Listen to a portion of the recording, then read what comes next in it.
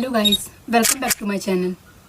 तो अगर आप 12th पास हैं और आप सिंगापुर आना चाहते हो एज अ स्टूडेंट, तो आज की इस वीडियो में मैं आपको पूरी जर्नी मेरी डिटेल में बताऊंगी।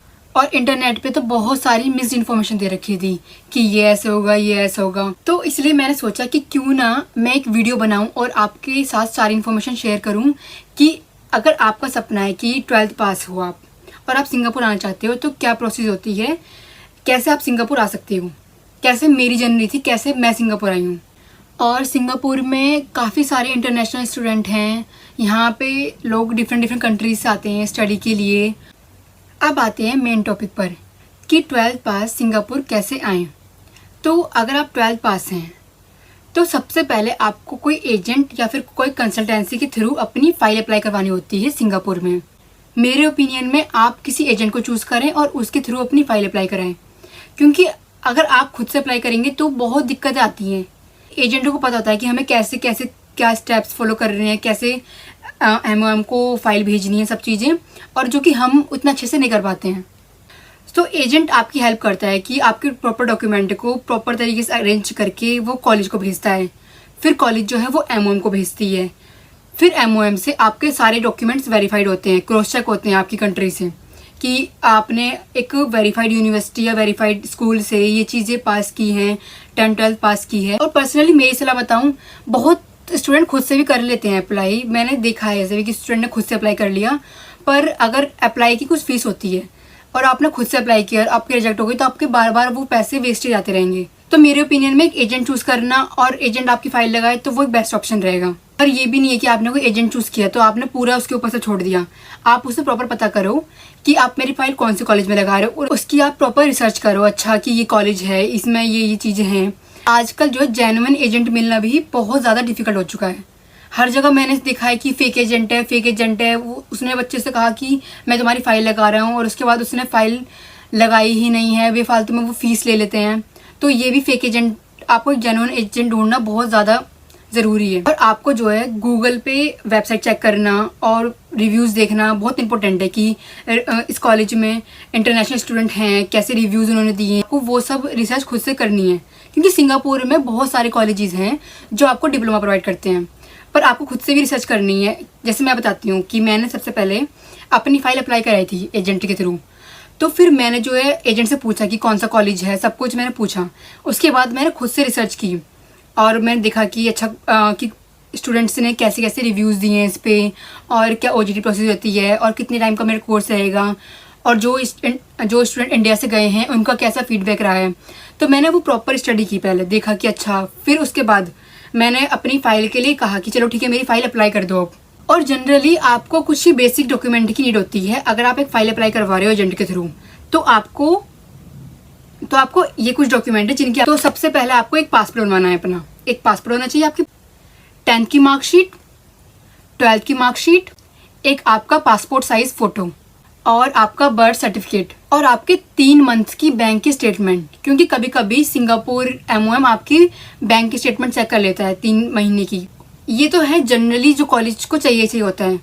कुछ कॉलेजेस जो हैं वो कोई एडिशनल इन्फॉर्मेशन मांग लेते हैं आपसे। मैंने आपको बताया था कि आपने अपनी फ़ाइल अप्लाई करी एजेंट को, फिर उसके बाद एजेंट जो है वो फ़ाइल जो है वो कॉलेज को भेजेगा, और कॉलेज जो है वो फ़ाइल, वो एक प्रोसेस जो होता है, इस प्रोसेस में लगभग हमारे 1 मंथ लग जाता है पूरा। मैं आपको मेरी स्टोरी बता रही हूँ कि सबसे पहले मैंने सारे डॉक्यूमेंट अपने एजेंट को भेजे, फिर उसने जो है वो सारे डॉक्यूमेंट स्कैन करके और उसने फिर वो कॉलेज को भेजे। फिर कॉलेज ने जो है मुझसे कांटेक्ट किया था। पहले वो वेरीफाई करते हैं इंडिया में आपका कि आपको अच्छा आपका ये स्कूल है, आपने यहाँ से 10th की है, 12th करी है, आप मतलब लीगली की हो, तो ये सारी प्रोसेस होती है। और उसके बाद जब आपकी सब प्रोसेस आती है फिर आपको फ़ीस पे करनी होती है कॉलेज की। सबसे पहले आपको एप्लीकेशन फ़ीस देनी पड़ती है, जो आपको एजेंट को देनी पड़ती है, एजेंट कॉलेज को देता है, क्योंकि जब हम अप्लाई करते हैं थोड़ी फ़ीस देनी पड़ती है। और फिर उसके बाद जो है कॉलेज आपको मेल करता है कि ठीक है, एज अ स्टूडेंट हम आपको हायर कर रहे हैं, आप हमारे यहाँ स्टडी करने आ सकते हो। फिर उसके बाद जो है आपको कॉलेज की फ़ीस पे करनी होती है। कॉलेज की फ़ीस आपकी, मैं बताती हूँ, एक रेंज बता रही हूँ मैं आपको, ज़्यादा कम हो सकती है। तो आपकी college fees 4 lakh to 7 lakh के बीच में हो सकती है इंडियन करेंसी में। अगर आपका एडमिशन कंफर्म हो जाएगा तो कॉलेज आपको मेल भेजेगा उसके बाद ही आपको फीस पे करनी होती है कॉलेज में।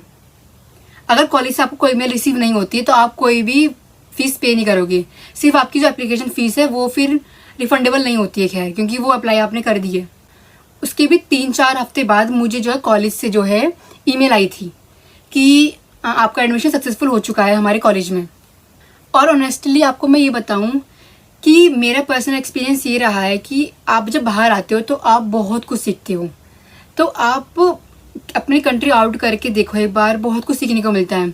आप न्यू कल्चर को देखते हो कि अच्छा बाहर की कंट्री कैसी, आपका कॉन्फिडेंस बढ़ता है बहुत ज़्यादा, आपके कम्युनिकेशन स्किल्स बहुत अच्छे होते हैं और आपको लाइफ को देखने का नज़रिया बिल्कुल चेंज हो जाता है। क्योंकि मैं कंपेयर करती हूँ अपनी इंडिया की और यहाँ की लाइफ से, तो काफ़ी कंपैरिजन आ चुका है। आती है मेन बात, काफ़ी सारे स्टूडेंट जो पूछते हैं इंटर्नशिप के बारे में, क्योंकि यहाँ पे इंटर्नशिप जो कि OJT कहते हैं हम इसे, ऑन द जॉब ट्रेनिंग, बहुत ज़्यादा इंपॉर्टेंट है। तो ज़्यादातर यहाँ सिंगापुर में हर कॉलेज आपको OJT प्रोवाइड करता है।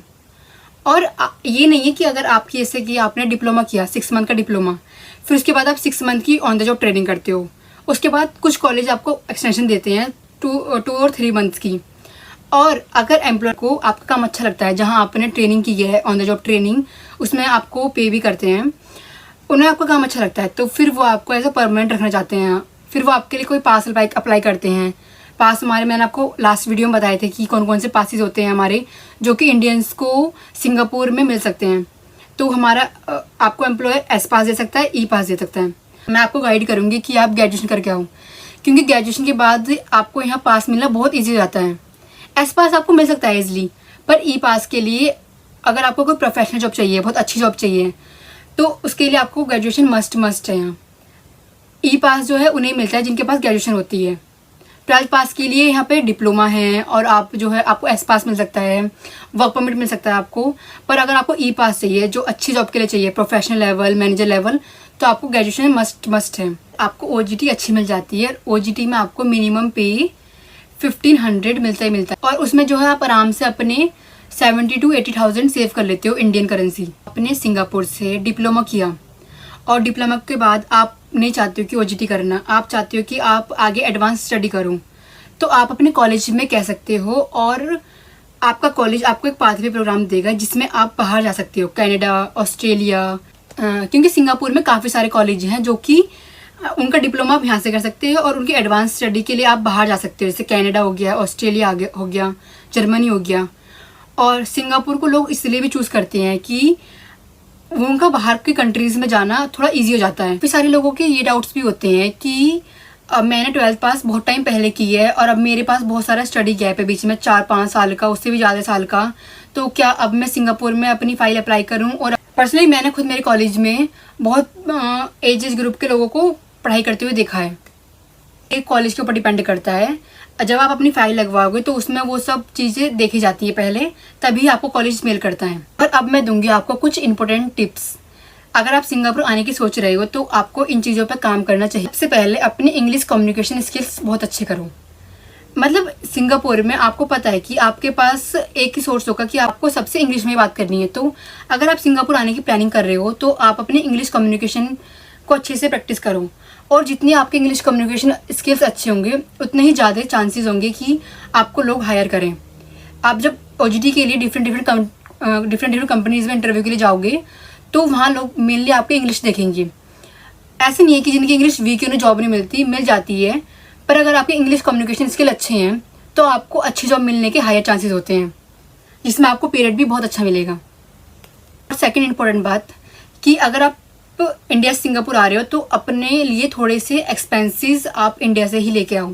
ये नहीं है कि आपको आते ही कुछ भी काम मिल जाएगा, तो आपको अपना कुछ एक्सपेंस लेके आना है, आपको अपना बजट बना के आना है कि इतना मैं एक्सपेंस अपना लेके चलूँ सिंगापुर कि अगर बाई चांस मुझे कोई जॉब नहीं मिली तो मैं इनसे अपना काम कर लूँगा। तीसरी इंपॉर्टेंट बात, अगर आप कोई भी डॉक्यूमेंट्स दे रहे हो आप एजेंट को, तो आपके सारे डॉक्यूमेंट्स में इंफॉर्मेशन जो जेन्युइन होनी चाहिए, क्योंकि MOM बहुत ज़्यादा स्ट्रिक्ट है। अगर आप कोई भी फेक चीज़ लगाओगे कि फेक 12th की मार्कशीट लगा दी, फेक 10th की मार्कशीट लगा दी, तो आपकी फ़ाइल डेफिनेटली रिजेक्ट होगी, अप्रूवल हो ही नहीं सकती है। लास्ट और सबसे इम्पोर्टेंट बात कि आप सोशल मीडिया की लाइफ को देखकर इतना इन्फ्लुएंस ना हो क्योंकि यहाँ आकर हार्ड वर्क भी बहुत है, स्ट्रगल भी बहुत है।